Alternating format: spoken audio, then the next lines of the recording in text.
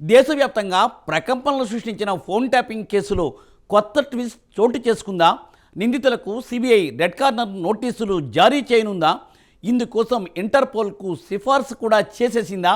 విదేశాల్లో ఉన్న ఆ ఇద్దరిపై రెడ్ కార్నర్ నోటీసులు ఇచ్చే లైన్ క్లియర్ చేసినట్లేనా? ఇంతకు రెడ్ కార్నర్ నోటీస్ అంటే ఏంటి? ఫోన్ ట్యాపింగ్ కేసులో విచారణ ముందుకు సాగుతోందా లేదా? Let us watch this story.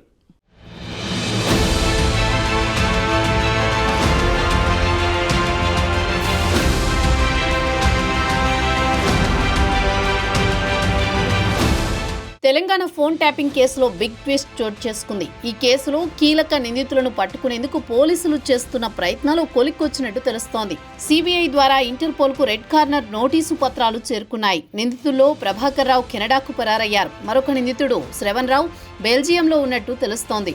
రేపో మాపో వీరిని అరెస్ట్ చేసి హైదరాబాద్కు తీసుకురావడం ఖాయంగా కనిపిస్తోంది. తెలంగాణలో రాజకీయంగా సంచలనం సృష్టించింది phone tapping case. Congress party అధికారంలోకి రాగానే కేసు నమోదు చేశారు పోలీసులు. ఇందులో కీలక నిందితులుగా భావిస్తున్న ప్రభాకర్ రావు, శ్రవణ్ రావు జాడ తెలియరాలేదు. వీరిని పోలీసులు విచారిస్తే ఈ కేసు ముగింపుకు దశకు రానుంది. కాకపోతే వీరిద్దరూ విదేశాల్లో చక్కర్లు కొడుతున్నారు. తాజాగా వీరిద్దరి గుట్టు రట్టయినట్టు తెలుస్తోంది.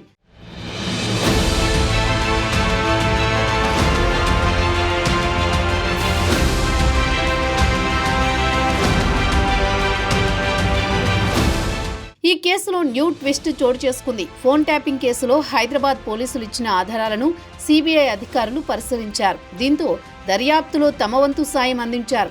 ఈ నేపథ్యంలో ఇద్దరు నిందితులపై రెడ్ కార్నర్ నోటీసులు జారీ చేయాలని సిబిఐ నిర్ణయించింది. ఈ విషయాన్ని ఇంటర్పోల్ కు తెలిపింది. దీంతో సిబిఐ రెడ్ కార్నర్ నోటీసు పత్రాలు ఇంటర్పోల్ కు వెళ్లాయి. రెడ్ నోటీస్ అనేది ప్రపంచవ్యాప్తంగా చట్ట అమలు సంస్థలకు అప్పగించడం, లొంగిపోవడం, చట్టపరమైన చర్యలు పెండింగ్లో ఉన్న వ్యక్తిని గుర్తించి తాత్కాలికంగా అరెస్టు చేయమని చేసే అభ్యర్థన.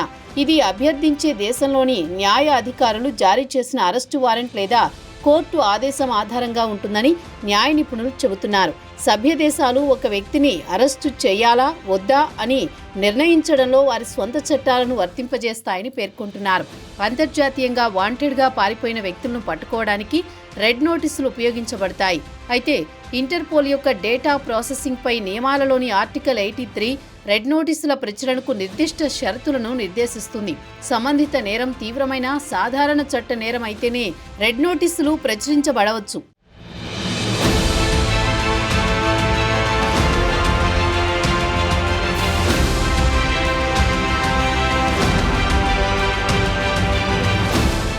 అయితే ఈ కేసు గురించి తెలంగాణలో జరుగుతున్న పరిణామాలను నిందితులు తమ అనుచరుల ద్వారా ఎప్పటికప్పుడు సమాచారం తెలుసుకుంటున్నారు. ఇద్దరి నిందితుల చుట్టూ ఉచ్చు బిగుస్తుందని తెలుసుకున్న వీరు అమెరికా నుంచి మకాం మార్చినట్టు వార్తలొస్తున్నాయి.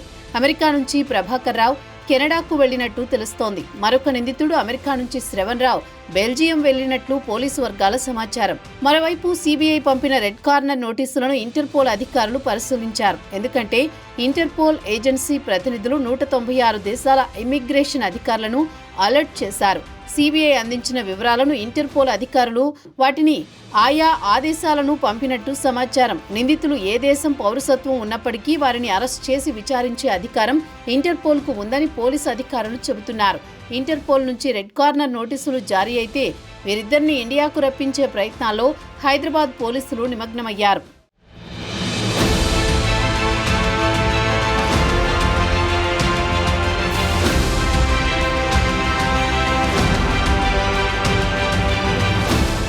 అయితే తెలంగాణలో ఫోన్ ట్యాపింగ్ కేసు నమోదు తర్వాత అమెరికాకు వెళ్లిపోయారు ప్రభాకర్ రావు, శ్రవణ్ రావులు. హైదరాబాద్ పోలీసులు అనేకసార్లు నోటీసులు ఇచ్చినప్పటికీ ఏదో ఒక కుంటిసాకు చెబుతూ తప్పించుకునే ప్రయత్నం చేస్తున్నారు కూడా. అనారోగ్యం వల్ల అమెరికాలో ఉంటున్నానని మొన్నటి వరకు సాకులు చెప్పారు ప్రభాకర్ రావు. ఇక శ్రవణ్ రావు అయితే అమెరికా నుంచి దుబాయ్కి చక్కర్లు కొడుతున్నట్టు ఆ మధ్య కొందరు రాజకీయ నేతలు ఓపెన్ గా చెప్పుకొచ్చారు. వీరు చిక్కితే ట్యాపింగ్ కేసు లోగుట్టు బయటపడడం ఖాయమన్న మాట. ఇదిలా ఉండగా ఇద్దరు నిందితులు చుట్టూ ఉచ్చు బిగుస్తున్నట్లు తెలుస్తోంది. నిందితులు ఏ దేశంలో ఉన్నప్పటికీ వారిని అరెస్ట్ చేసి విచారించడం ఖాయమని న్యాయ నిపుణులు చెబుతున్నారు. మొత్తానికైతే ఫోన్ ట్యాపింగ్ కేసు కొలిక్కి వచ్చిందని జనాలు చర్చించుకుంటున్నారు.